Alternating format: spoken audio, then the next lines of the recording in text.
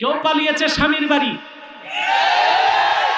কেউ শ্বশুর বাড়ি, কেউ জামাই বাড়ি, কেউ গেছে ওদের বাবা দাদাদের কাছে ব্রিটেন আর আমেরিকা।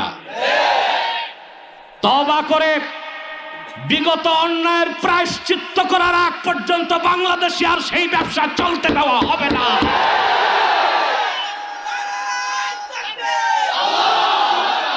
আজকে আবার হিন্দুদেরকে মাঠে নামিয়েছে, ইসকনকে। হিজবুত তাহরীর খেলাফত চায়, ওদের নিষিদ্ধ করা হয়েছে।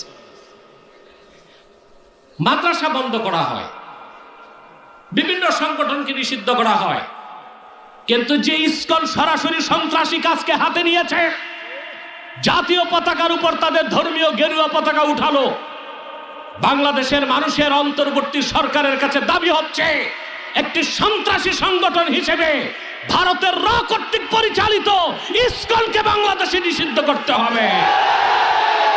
আমার দৃষ্টিতে 1971 সালে যে পাক হানাদার আমার দেশের নিরীহ মুসলমানকে হত্যা করেছে, তাদেরকে দেশি মুরগি সাপ্লাই করে এনার্জি ক্রিয়েট করে শাহরিয়ার কবির যুদ্ধাপরাধী হয়ে গেছে।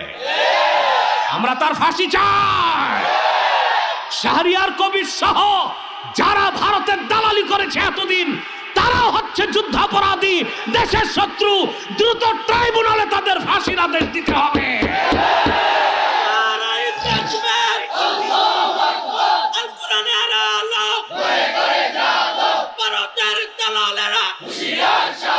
অপশক্তি ইসলামকে মিটাবার চেষ্টা করেছে, যারাই চেষ্টা করেছে তারা মিটে গিয়েছে, ইসলামের ক্ষতি কেউ করতে পারে নাই, কিয়ামত তক পারবে না।